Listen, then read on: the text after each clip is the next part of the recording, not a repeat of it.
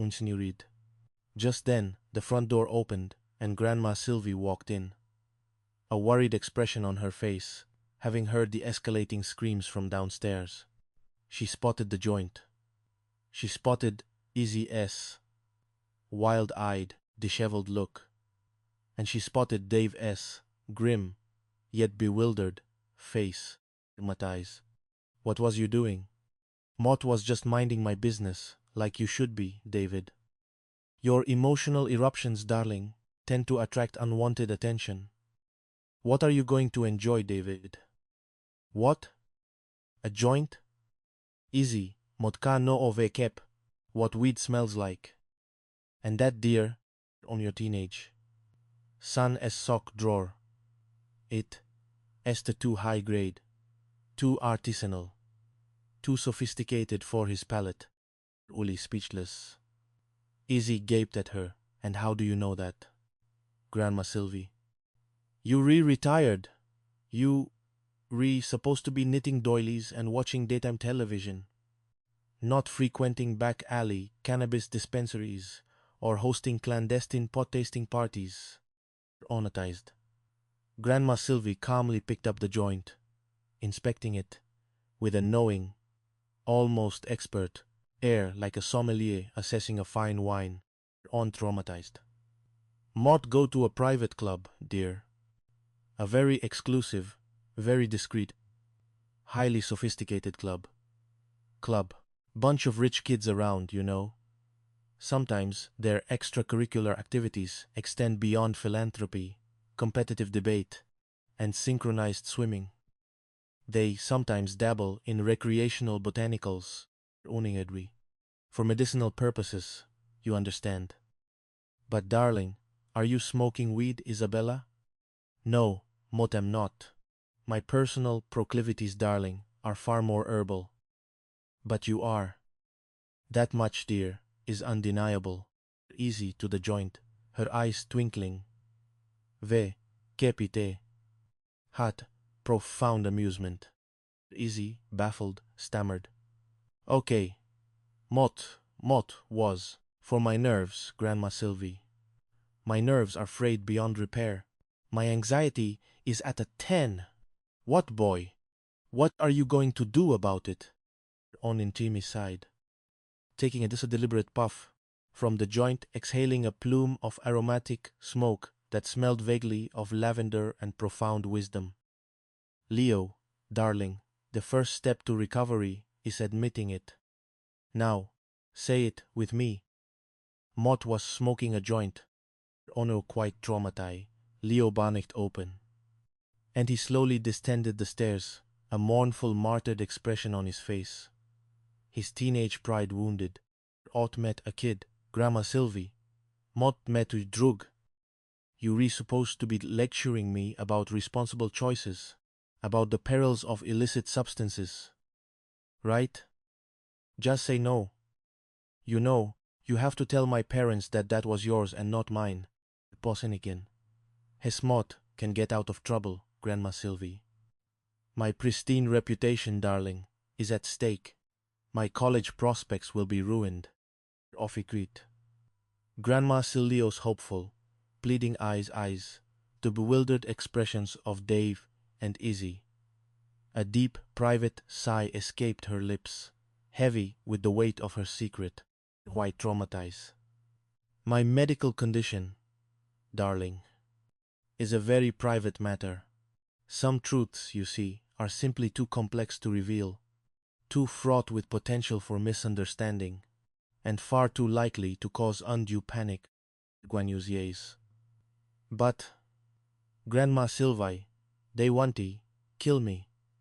They luglunk just make me write an essay on the dangers of peer pressure, and watch reefer madness on a loop for a week, and then they'll ground me until Mott met. 21. Who were quite traumatized. Her touch surprisingly comforting, strangely serene. On's okay, Leo. Getting old ain't no crystal stair, son. Sometimes you got to let the young folks make their own mistakes in Porkin, even if it means protecting an old lady's privacy and her access to alternative remedies. Some truths, Leo, are simply not meant for prime-time viewing. Bortais traumatized. Leo whimpered. Come on, Grandma Sylvie, please. They gonna disown me.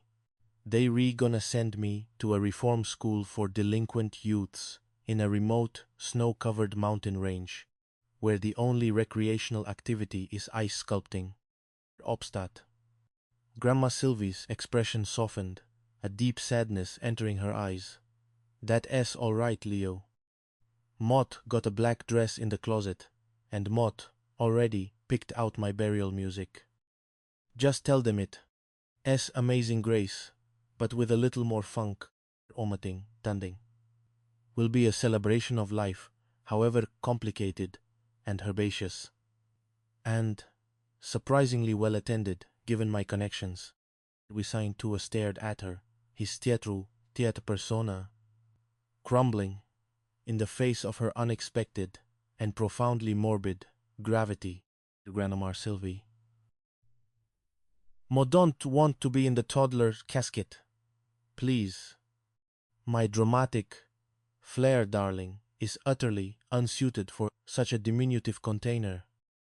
Mo demand a full-sized coffin with ample space for my dramatic pronouncements and my extensive collection of Pokemon cards.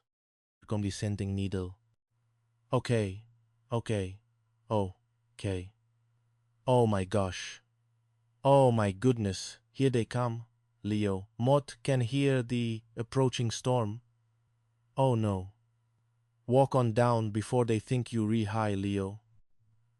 Adopt an air of profound intellectual contemplation. Offiber. You have to say something, Grandma Sylvie. You have to. You look utterly serene, in a way that profoundly concerns me, given the current volatile atmosphere and the very pungent aroma of your medicinal supplement, traumatized. Grandma Sylvie, then towards the hallway where she could hear Dave and Izzy's furious footsteps. She clutched Leo's hand, a defiant sparkle in her eyes. At your back, Leo. For better or worse, darling, Mott met in this with you. We are co-conspirators in this delicate dance of profound deception and surprising solidarity. Uding, a silent, profound bond forming between them. You got me, Grandma Sylvie. Cool. Been in again. Leo, Dave asked, his voice stern, his face a thundercloud, attempting to reassert some semblance of parental control amidst the chaos. Bindable ties. She wants to make a full confession, Leo announced dramatically, seizing the moment, his earlier fear completely gone, replaced by a profound, if slightly self-serving, loyalty to his co-conspirator. Quite traumatized. Dave turned to Grandma Sylvie, his face. What you mean, Grandma Sylvie? What you talking about? Leo, why are you not up in your room? Yeah, you own your punishment until you tell the truth, young man. The truth, Leo, will set you free, or at least from my furious wrath. Aldin de Chentaban, Badier Brett, with the theatricals, a flourish, and flued, and looked his parent squarely in the eye. Met not ready to tell the truth. All right, but Mott will tell it all, and confess to my minor infraction. Listen, that joint you guys found. It was mine. It belongs to Grandma Sylvie. So, for my unwavering loyalty and my continued silence, Mott will accept her apology in the form of cash, check, or Yostan. Money orders, a PlayStation Num, a Bentley, and front row Beyoncé tickets.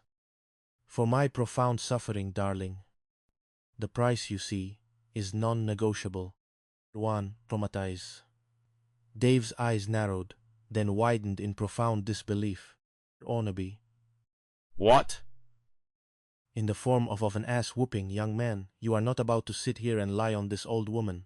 She is a saint, a pillar of this community. My mother, a woman who bakes artisanal preserves and judges competitive knitting competitions. Grandma Sylvie stiffened. a flash of genuine indignation in her eyes.